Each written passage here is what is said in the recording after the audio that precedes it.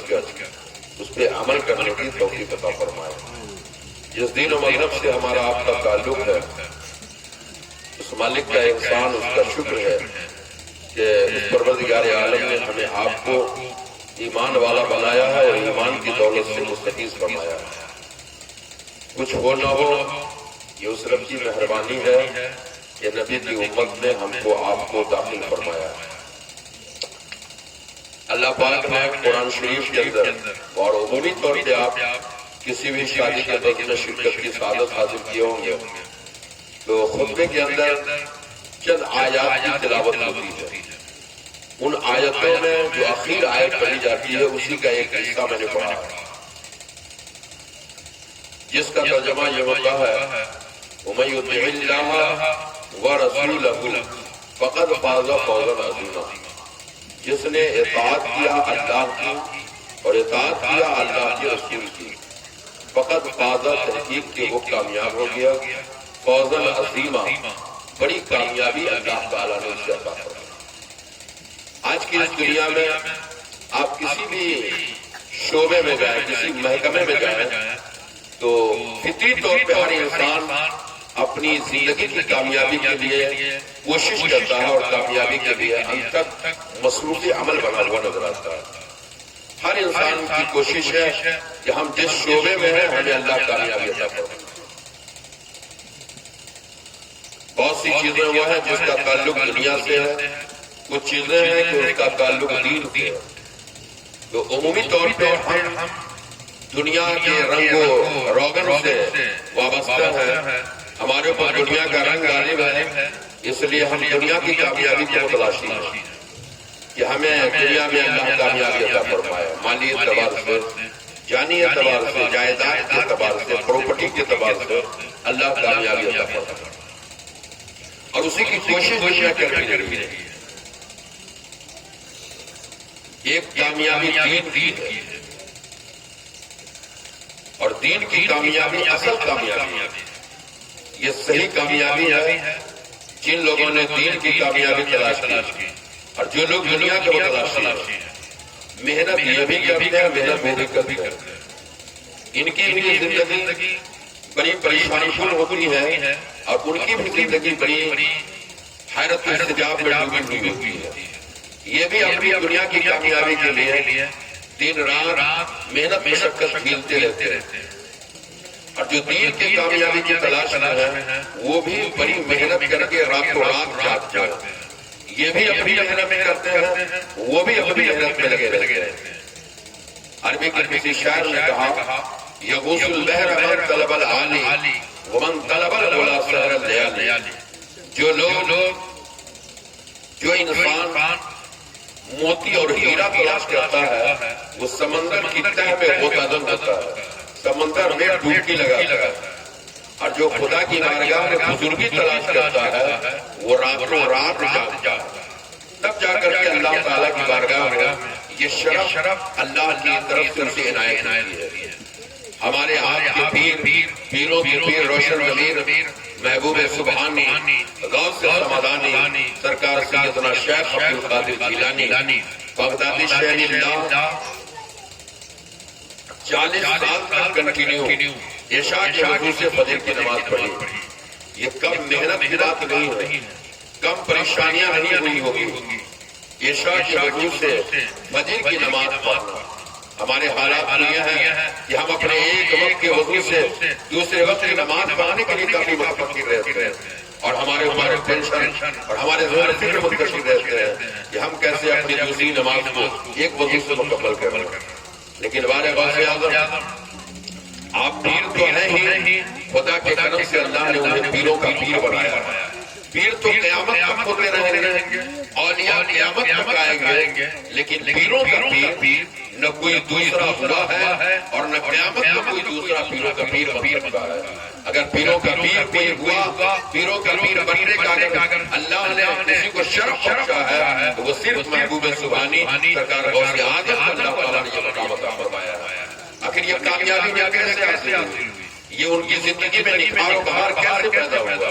نہ جانے کتنی محنت شاخ اٹھایا ہوگا، کتنی پریشانیاں بھی کھیلی ہوگی، آج اگر ہم قرآن کی کتاب قرآن جیسی کتاب پڑھنے کے لیے بیٹھتے ہیں، ایک پارہ دو پارہ پڑھنے کے بعد ذہن انسان کا منتشر ہوتا رہتا ہے، آدمی کا خیال بدلتا رہتا ہے، نیند کا کبھی غلبہ ہوتا ہے، کبھی سستی اور کاہلی آتی رہتی ہے، لیکن وارے اعظم اگر آپ نے نماز پڑھی ہے تو 40 سال تک کنٹینیو عشاء کے وضو سے فجر کی نماز پڑھی، اور جب تلاوت کا موقع آیا تو 25 سال تک کنٹینیو ایک پاؤں پر کھڑے ہو کر 30 پارہ قرآن کی تلاوت کر کے اپنی زندگی کو گزارا۔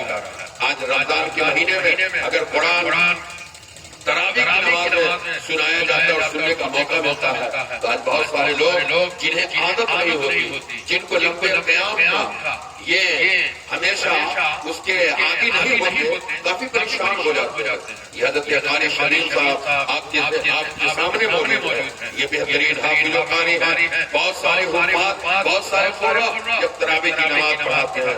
ایک زمانے میں ہماری مسجد میں ایک حافظ صاحب آئے، پہلے دن 5 پارہ انہوں نے پڑھایا تو کچھ بوڑھے لوگ تھے، ان لوگوں نے کہا اے بھائی یہ حافظ کی آنکھیں قرآن ختم کر دیں، یعنی 5ویں پارہ بیچارے حافظ صاحب 30 رکعت میں پڑھے، اسی میں مفتی گھبرا گئی۔ لیکن اندازہ لگا ہمارے آپ کے پیروں کے پیر سرکار غوث اعظم نے 25 سال تک کنٹینیو 25 سال تک ایک پاؤں پہ کھڑے ہو کر کے 30 پارہ قرآن پڑھا ہوگا، کتنی محنت ہوئی ہوگی، کتنے ذہن و فکر پہ خیال ہوا ہوگا، لیکن دنیا کا دربار نہیں ہے بلکہ دلوں میں اس کے رسول اللہ کا دیا روشن ہے، یاد نظر رہی ہے۔ اللہ قرآن میں کہتا ہے والذین یبیتون لربہم سجدا و قیاما، آج کی دنیا کے لوگ راتوں کو جاگتے ہیں، رات میں اس لیے جاگتے ہیں، راتوں میں جاگنے کا کنڈیشن اور اصول یہ ہوتا ہے کہ ہمارے ہاتھوں میں موبائل ہوتے ہیں،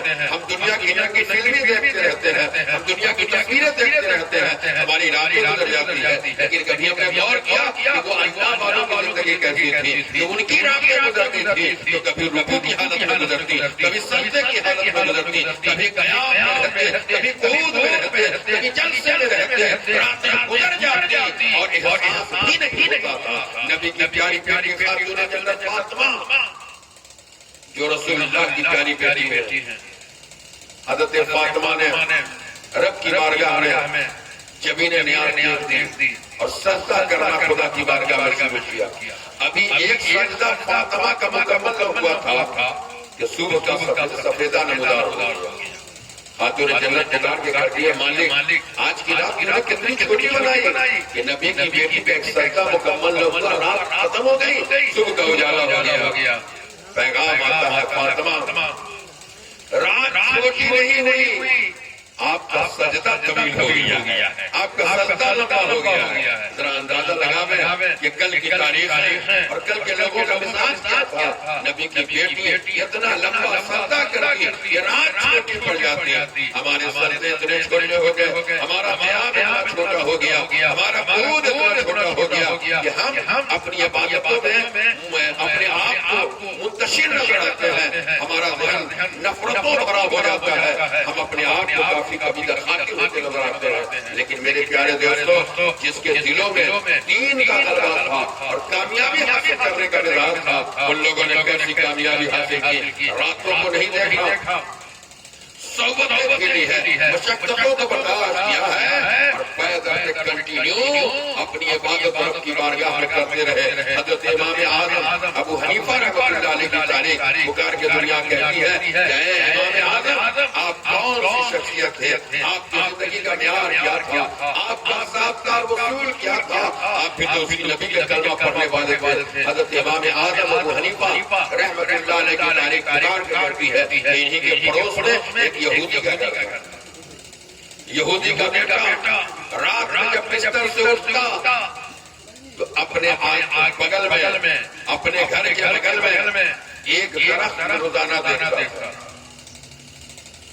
جب امام اعظم کا وصال ہو گیا، ان کے وصال کے بعد وہ بچہ رات میں اٹھا، اس کو وہ درخت دکھائی نہ دیا، اپنی ماں سے پوچھتا ہے ماں کل تک رات میں جب میں جگتا تھا تو اس آنگن میں ایک درخت دیکھتا تھا اور آج وہ درخت مجھے نظر نہیں آیا، وہ درخت کیا کاٹ دیا گیا؟ ماں بولتی ہے بیٹا اے میرے پیارے لال، جو کل تک تم اس بغل کے مکان میں درخت دیکھتے تھے جس کو تم درخت کرتے تھے وہ درخت نہیں تھا بلکہ مسلمانوں کا امام، مسلمانوں کا امام تھا۔ دنیا سوتی تھی اور وہ لمبی لمبی رات حالت قیام میں رہتی، اور جب تمہاری آنکھیں کھلتی تو تم اس کو درخت سمجھتے تھے، وہ درخت نہیں تھا بلکہ مسلمانوں کا امام تھا جو رات رات اللہ کی عبادت کرتا تھا۔ ہمارے لیے ایک رات گزارنا کتنا مشکل ہو جاتا ہے۔ میں نے شب برات کی راتوں میں دیکھا ہے بہت ساری جگہوں پہ دن ہی سے تیاری ہوتی ہے کہ آج شب بیداری کی رات، شب برات کی رات، آج ہم شب بیداری کرنا، تو کبھی چائے کا انتظام، کبھی شربت کا انتظام، کبھی ناشتے کا انتظام، کبھی تفریح، اور سارے لوازمات کے ساتھ ایک رات کی شب بیداری ہم بڑی محنت کے بعد کر پاتے ہیں، اور اس میں بھی بے شمار خرافات اب ہونے لگے۔ نوجوانوں کا حال یہ ہوتا ہے کہ وہ عبادت کم کرتے ہیں اور خرافات زیادہ مچاتے ہیں۔ ایک رات شب برات کی، لیکن ذرا غور کر کے دیکھیے، ہمیں ایک رات جاگنے کے لیے کتنی محنت، اور اس رات کو نیند بھگانے کا کتنا انتظام کرتے ہیں۔ کیوں؟ اس لیے کہ ہم پہ دنیا کا غلبہ، دنیا ہم پہ غالب ہے، اور جن کے دلوں کے دین کا غلبہ ہوتا، دین غالب رہتا، تو ان کی آنکھ کی نیندیں غائب ہو جاتی، نیند غائب ہو جاتی، احساس نہیں ہوتا کہ جاگنا تو زمین پر چند دن کے لیے، اور سونے کے لیے تو حشر تک قبر میں تیار رہنا پڑے گا، اور قیامت تک سونا ہے قبر کے اندر۔ شاعر نے اسی کو اپنے شعر میں لکھا ہے، جاگنا ہے جاگ لے افلاک کے سایہ تلے، جاگنا ہے جاگ لے افلاک کے سایہ تلے، حشر تک سونا پڑے گا خاک کے سایہ تلے۔ آدمی کو قیامت تک اسی قبر کی مٹی کے نیچے سونا ہے، جاگنا زمین پر۔ حافظ ملت جلالۃ العلماء استاد الاساتذہ حضرت علامہ عبدالعزیز المعروف حافظ ملت علیہ رحمۃ الرضوان اکثر اپنی زندگی میں ارشاد فرماتے تھے، زمین پہ کام کرو، زمین کے نیچے آرام کرو۔ جب تک زندہ رہنا زمین پر تو کچھ کیجئے، کبھی نماز پڑھیے، روزہ رکھیے، زکات کیجئے، اچھا کام کیجئے، بھلائی کا کام کیجئے، نیکی کا کام کیجئے، تقوی و طہارت کا کام کیجئے، اور جب دنیا سے چلے جائیں گے تو اللہ اس کا بدلہ آپ کو زمین کے نیچے عطا فرمائے گا۔ میرے پیارے دین بھائیو، اگر جو لوگ آخرت کا آرام چاہتے ہیں وہ اپنی راتوں کو جاگ کر اللہ کی عبادت کرتے ہیں، زمین پر رہتے ہیں، ذکر الہی میں اپنی زندگی گزارتے ہیں۔ جنید بغدادی کا نام سنا ہوگا، غوث پاک سے تقریباً 200 سال کے پہلے کے ولی حضرت جنید بغدادی رحمۃ اللہ علیہ، یہ نائی کے دکان میں بیٹھے تھے خط بنوانے کے، اس کا اسطورہ چل رہا تھا، وہ اسطورہ چلانے لگا۔ جنید بغدادی سے کہتا ہے، حضرت تھوڑی دیر کے لیے آپ اپنا دونوں ہونٹ کو بند کر لیجیے، دونوں ہونٹ کو بند کر لیجیے، تاکہ میں اسطورہ چلا رہا ہوں، کہیں مس ہو جائے گا تو کہیں اس سے خراش یا کوئی سخت تو کہیں چہرے پہ نہ آ جائے۔ جنید بغدادی فرماتے ہیں، سنو، میں اللہ کا ذکر کر رہا ہوں، کٹنا ہوگا کٹ جائے گا، بچنا ہوگا بچ جائے گا، لیکن اللہ کا ذکر بند نہیں ہو سکتا۔ کیا مثال ہے بھائی، کیا خیال ہے؟ ایک حجام کی دکان پہ، ایک نائی کی دکان میں بیٹھ کر کے خط بنوا رہا ہے، یہ فکر نہیں ہے کہ ہونٹ کٹ جائے گا، یہ خوف نہیں ہے کہ چہرے پہ خراش آ جائے گا، فکر یہ ہے کہ ایک لمحہ کے لیے اللہ کا ذکر بند نہیں ہونے پائے، اللہ کے ذکر سے غافل نہ ہونے پائے۔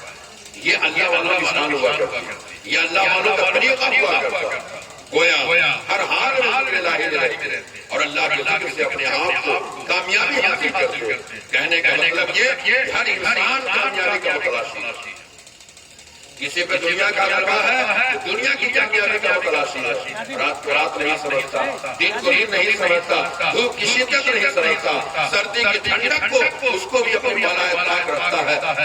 کیوں؟ دنیا کامیاب بنانا۔ تو جس کے ذہن پہ دنیا غالب ہے تو اسے دنیا کی محنت کر رہا ہے، دنیا کے لیے کوشش کر رہا ہے، اور جس کے دلوں میں دین غالب ہے وہ دین کے لیے محنت کر رہا ہے، وہ دین کی تیاری کر رہا ہے۔ میرے پیارے دین بھائیو، اللہ فرماتا ہے کامیاب اس دنیا میں کون ہو سکتا ہے؟ کامیابی کسی میسر ہو سکتی ہے جس سے ہم نے کامیابی کہا یہ دنیا پانی ہے، دنیا کی ساری چیزیں بنا ہونے والی، اس سے ہمارا کوئی حاصل نہیں نکلتا۔ لیکن اگر اس دنیا میں رہ کر اپنے دین کو حاصل کر لیا، دینی ماحول اور دینی جذبے پیدا کر لیا ہے، یقین جانے دنیا کے ذکر میں خدا فرمائے۔ جو لوگ دین سے قریب رہے ایسا نہیں ہے کہ وہ بھوکے رہ گئے۔ آج اگر تصور کرتے ہیں کہ ہم نے دیندار بن جائیں گے تو بھوکے رہ جائیں گے، پیاسے رہ جائیں گے، کھانا نہیں ملے گا، دانا نہیں ملے گا، ایسا کچھ نہیں ہے۔ وہ رازق ہے مولا، وہ رازق ہے، اپنے کرم سے بندوں کی ہر کوئی تکمیل فرماتا ہے۔ بہت مشہور روایت جسے علامہ شہاب الدین قیومی نے اپنی کتاب قیومی میں لکھا، ایک حامد باپ رحمت اللہ علیہ جیسے بزرگ تھے، ان کی زندگی کا ایک عمل یہ سب سے اعلیٰ تھا کہ جمعہ کی نماز اپنے جامع مسجد میں جا کر ادا کرتے، نماز کے بہت پابند، چاہے جتنا اہم کام ہوتا سارے کام کا بالائے طائر رکھتے اور اللہ کی بات کرتے۔ ایک دن جمعہ کا دن تھا، جمعہ کا وقت ہو چکا، جیسے ہی گھر پہنچے ان کی شریک حیات نے کہا حامد چکی سے آٹا کا بورا لانا ہے، کھیتیاں سوکھ رہی ہے، پانی پٹانا ہے، تیرا جانور سے کھل کر کہیں جنگلوں میں آباد کی طرف جانے کے تلاشی کر۔ بیوی کا یہ تقریباً 3 کام ہے تیرے سر۔ حامد نے کہا جاتا ہوں نماز پڑھنے کے لیے، یہ 3 کام تیرا سامنے پڑھنے ہو رہا ہے، اگر آگے کا بستہ نہیں لائے گا تو کھانا کیسے پک سکتا ہے؟ کھیت میں پانی نہیں پٹائے گا تو کھیتیاں ہری بھری کیسے ہو سکتی ہیں؟ جانور کی تلاش نہیں کرے گا تو پھر کھیت کی جتائی کیسے ہو سکتی ہے؟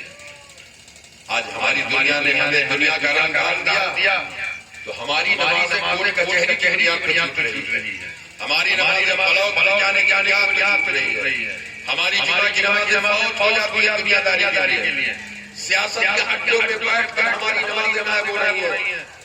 حضرت حامد حفاف نے اپنی بیوی سے کہا میری شریک یاد، آٹے کا بستہ لانا دنیا کا کام ہے، کھیت میں پانی پٹانا دنیا داری ہے، بیل کو جنگلوں سے تلاش کرنا یہ انسان کی ذمہ داری ہے، اور خدا کی بارگاہ میں عبادت کرنا یہ بندے کی پیدائش کا مقصد ہے۔ اس لیے یہ تینوں کام کو بالائے طائر رکھو، پہلے نماز پڑھنا۔ حامد لفاف نے تینوں کاموں کو چھوڑ دیا اور چلے گئے باضابطہ مسجد میں جا کر نماز ادا کی، نماز پڑھی، اطمینان کے ساتھ جمعہ کی نماز پڑھی، جماعت سے نماز پڑھی اور نماز سے فارغ ہوئے۔ اب اطمینان سے مسجد سے باہر نکلتے ہیں، ہم جیسے لوگ کبھی گھبرا کر کے جاتے ہیں نماز پڑھنے کے لیے، ٹینشن لگ جاتا ہے کہ مولانا کی تقریر نہ لمبی ہو جائے۔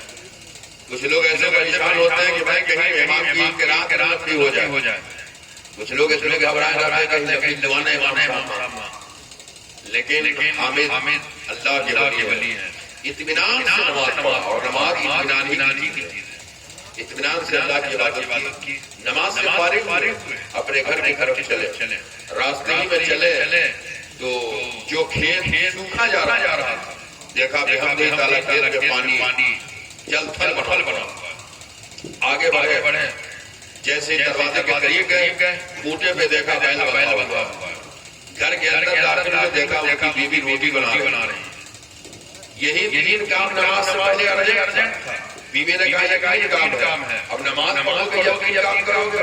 حامد نے کہا یہ کام بعد میں ہوگا، پہلے نماز پڑھوں گا۔ چلے نماز پڑھنے کے لیے، اور نماز پڑھ کے نکلے تو پانی بھی پٹ گیا، بیل بھی بوٹے پہ پہنچ گیا، آٹے کا بورا بھی گھر میں آیا، گھر میں پہنچے بیٹے سے پوچھا یہ کام کیسے ہوا؟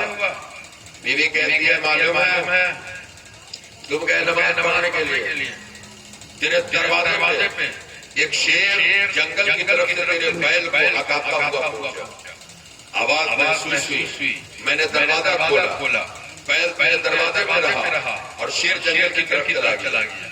یہ قدرت نے کیسا انتظام کیا؟ ہم اگر بیل کی تلاش میں جاتے جمعہ چھوٹ جاتی، اور ہم نے جمعہ نہیں چھوڑا، خدا کی عبادت کی، تو اللہ نے ہمارے بیل کی حفاظت شیر سے کرایا اور شیر کے ذریعے گھر تک پہنچایا۔ کہا بندہ یقین خدا پہ رکھ اور کر کے دیکھ کہ مومن اگر یقین رکھتا ہے تو اللہ اس کی ضرورت کی تکمیل بھی فرما دیتا ہے۔ حضرت حامد اللہ کی عبادت کر رہے، شیر میں بیل کو مکہ کا دروازہ تک پہنچایا، کھوٹے میں بیل باندھ دیا گیا۔ حامد نے پوچھا میری شریک یاد کھیت میں پانی کیسے گئے؟ کہا تجھے معلوم نہیں ہے تیرا پڑوسی کھیت میں پانی پڑانے کے لیے گیا تھا۔ پہلے کے زمانے میں وہ چائنل کے ذریعے پانی پڑتا تھا، وہ مٹی کا چائنل ٹوٹ گیا اور ٹوٹ کر بجائے کھیت میں پانی جانے کے تیرے کھیت کی طرف پانی بہتا رہا اور اس طریقے سے کھیتیاں بھی ہری کھیت کی سینچائی بھی ہو گئی۔ اس رب نے کیسا انتظام کیا، پانی وہی پڑا رہا تھا، پانی کا چائنل ٹوٹا اور اس حامد کے کھیت میں پہنچ گیا اور اس طریقے سے کھیت کی سینچائی بھی ہو گئی۔ حضرت حامد نے کہا میری بیوی یہ آٹے کا بستہ کہاں سے آیا، یہ آٹے کا ٹکڑا کس نے پہنچایا؟ ان کی شریک حیات نے کہا آمین تیرا پڑوسی اپنے آٹے کا بستہ لانے کے لیے چکی میں گیا تھا اور جب گیا تو کچھ اندھیرے پن کی بنیاد پہ وہ اپنا نام نہیں دیکھ سکا اور تیرا گھوڑا لے کر کے چلا آیا۔ گھر پہنچا، نام پڑھا تو اس کو احساس ہوا ایک طرح بوجھ اٹھا کر کے لایا، پھر اس بوجھ کو پہنچاؤں، پھر اپنی روٹی لاؤں تو کم سے کم لایا ہوں، بغل کا پڑوسی ہے چلو یہ بستہ اس تک پہنچا دیتا ہوں۔ اس طریقے سے آٹے کا بستہ تیرے گھر چلایا، پانی بھی پڑ گیا، بیل بھی پہنچ گیا۔ رب نے کہا میرے بندو یقین خدا پہ رکھو، جب بندہ خدا پہ یقین رکھتا ہے آدمی اللہ کی عبادت میں مصروف ہوتا ہے تو اللہ اس کے ذریعے اس کی زندگی کی ساری ضرورتیں پوری فرما دیتا ہے۔ لیکن آج ہم دنیا کے رنگوں میں رکھ کے ہماری نماز اس لیے چھوٹ رہی ہے دنیا داری کے غلبہ، ہمارا ہم سے چھوٹ رہا ہے دنیا کے کام کی بنیاد پر۔ کاش ہم نے اپنے دلوں میں اللہ اور رسول کا پیار سما لیا ہوتا، دین کا غلبہ اگر ہمارے اوپر آ گیا ہوتا تو دنیا بھی صبر جاتی، ہمارا بھی تامنات ہو جاتا۔ میرے پیارے دین بھائیو، اللہ قرآن میں کہتا ہے من یطیع اللہ ورسولہ فقد فاز فوزا عظیما، کامیاب ہے وہ شخص جس نے اطاعت کیا اللہ کی اور جس نے اطاعت کیا اللہ کی۔ کامیابی کس کو ملی ہے؟ اطاعت خدا اور اطاعت مصطفیٰ کی۔ شاعر کہتا ہے طریقے مصطفیٰ کا چھوڑنا ہے وجہ بربادی، طریقے مصطفیٰ کا چھوڑنا ہے وجہ بربادی، اسی سے قوم دنیا میں ہوئی بے اقتدار۔ جو لوگ دنیا دانی کی طرف بھاگ گئے، رسول اللہ کی شریعت سے روگردانی کر لی، آج کامیابی نہیں بلکہ ناکام ہوتے چلے گئے۔ شیخ سعدی نے بہت پہلے لکھا تھا، بہت پہلے ہم لوگوں کو ایک پیغام دیا، ترسم نہ رسی بکعبہ احرام، ترسم نہ رسی بکعبہ احرامی، کی رہت کی روی بترکستان۔ فرماتے ہیں چڑھتا ہوں میں اے دیہاتی، چڑھتا ہوں میں اے دیہاتی کہ تو کعبہ کو نہ پہنچے گا۔ کہا یا اللہ کعبہ کو نہیں پہنچے گا؟ کعبے کا تصور ہے، کعبے کا خیال ہے، کعبے کی تیاری ہے، کعبہ کیوں نہیں پہنچے گا؟ اس لیے نہیں پہنچے گا کہ جو راستہ چل رہا ہے وہ کعبہ کی طرف جانے والا نہیں ہے بلکہ پاکستان جانے والا ہے۔ کعبہ جانے کے لیے کعبہ والا راستہ ہونا ہوگا تب تم کعبہ پہنچو گے۔ مثال کے طور پر اگر میں کہوں اگر کسی کو بنگال جانا ہے کلکتہ، اگر سیالدہ جانا ہے تو سیالدہ پسنجر ہی نہیں، اس پہ بیٹھے گا تو ضرور سیالدہ پہنچ سکتا ہے۔ اگر پلیٹ فارم پر بیٹھا سمستی پور انتظار میں بیٹھا ہے سیالدہ ٹرین آئے گی، سیالدہ چلا جاؤں۔ اتنے میں دیکھا کہ سپر فاسٹ ویشالی پہنچ، انجن بھی خوبصورت، ڈبہ بھی خوبصورت، کلاس کے تمام انتظامات ہیں۔ اس نے کلکتہ والی ٹرین کو چھوڑا، دیکھا یہ آئی ٹرین ہے اسی میں بیٹھ جاؤں۔ آدمی ویشالی سپر فاسٹ میں بیٹھ گیا، اب گاڑی چلی تو اب اس کا روٹ کدھر ہے؟ دلی کا، ارادہ کہاں ہے جانے کا؟ کلکتہ۔ تو اب ٹرین جتنی سفر کو آگے بڑھائے گی کلکتہ سے وہ پسنجر دور ہوتا چلا جائے گا۔ کیوں؟ اس لیے کہ سواری کا روٹ بدلا ہوا ہے، سواری کا روٹ بدلا ہے۔ کبھی بھی وہ کلکتہ سے قریب نہیں، کلکتہ سے دور پہنچ جائے گا۔ اسی طرح نبی کا کلمہ پڑھنے والا، رسول اللہ صلی اللہ علیہ وسلم کی محبت کا چراغ جلانے والا اس وقت تک کامیابی کی منزل میں نہیں جا سکتا جب تک کہ رسول اللہ کا طریقہ اسے اختیار کرنا پڑے۔ جب تک رسول کے طریقے میں نہیں چلے گا کبھی بھی وہ کامیابی کی منزل نہیں پا سکتا۔ کامیابی پانے کے لیے رسول اللہ کے طریقے پہ چلنا ہوگا، صحابہ کے طریقے پہ چلنا ہوگا، تب جا کے کامیابیوں کا پرانا حاصل ہو سکتی ہے۔ میرے پیارے دینی بھائیوں، اس نازک وقت میں ایک ہی چیز ہے کہ ہاں کامیابی کا دعویٰ سب کرتا ہے، لیکن کامیابی تب ملے گی جب اللہ اور رسول کے فرمان پہ عمل ہوگا۔ اللہ تعالیٰ سے دعا ہے کہ مولا تبارک و تعالیٰ ہم تمام ایمان والوں اللہ کے رسول کے حکم پہ عمل کی توفیق عطا فرمائے، اور آج کی پاکیزہ محفل کا اہتمام جس سنت مصطفیٰ کانفرنس کی مناسبت سے انعقاد کیا گیا۔ سنت رسول انسان کی زندگی کی کامیابی کا ذریعہ ہے۔ آج آدمی فرض کی تو اہمیت نہیں سمجھ رہا ہے، اور سنت تو اب اور بھی کافی دور ہوتا چلا گیا، لیکن ایک چیز یاد رکھیے گا، نبی کی سنت ہی میں کامیابی۔ سنت وہ ہے جس سے فرض کی تکمیل ہوتی ہے، فرض پورا ہوتا ہے، فرض مکمل ہوتا ہے۔ اس لیے سنت جو رسول اللہ کی ہے یہ انسان کی زندگی کی کامیابی کی دلیل بنتی ہے اور ضمانت بنتی ہے۔ جو لوگ اللہ کی سنت کو اپنایا وہ کل بھی کامیاب تھے، آج بھی کامیاب ہیں، انشاءاللہ صلی قیامت میں کامیاب ہوں گے۔ ایک مثال کے طور پر میں آپ لوگوں کے حوالے ایک بات پیش کر دوں کہ نبی کی سنت ہے ایک مسواک۔ ایک مسواک یہ بھی سنت ہے۔ منہ دھونے کے لیے بہت ساری چیزیں ہیں جس سے آپ منہ کی صفائی کر رہے ہیں، لیکن ایک دانت کی صفائی کے لیے مسواک ہے جو رسول اللہ کی پیاری سنت ہے۔ حدیث شریف میں مسواک کی فضیلت بیان کرتے ہوئے محدثین نے 70 بیماریوں سے شفائے کلی عطا فرمائی۔ یہ مسواک کرنے والا 70 بیماریوں سے محفوظ رہتا ہے۔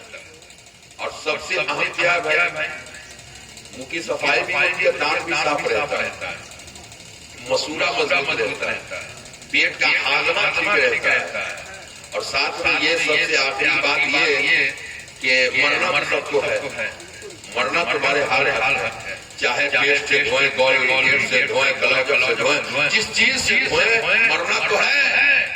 لیکن نبی فرماتے ہیں دیوانوں اگر مسواک کے معمول بنا لو، مسواک کی عادی ہو جاؤ، جب جسم سے روح نکلے گی، جسم سے روح، تو روح نکلنے کے وقت مسواک کی بنیاد پہ اللہ آسانی پیدا فرماتے ہیں۔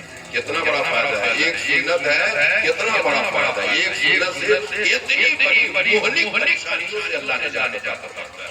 یہ ہے مسواک کا فائدہ۔ تو اب سوال ہے کہ ایک سنت جو مسواک کی ہے اس سے اتنا فائدہ ہو سکتا ہے، نبی کی سنت کو اگر آپ اپنی زندگی کا نمونہ بنا لیں تو کتنی فائدے اور کتنی کامیابی آپ کو میسر ہو سکتی ہے۔ اللہ تعالیٰ رسول اللہ کی سنتوں سے محبت کرنے کی توفیق عطا فرمائے، اور سنتوں سے پیار کر کے اپنی زندگی کو کامیاب بنانے کی توفیق عطا فرمائے۔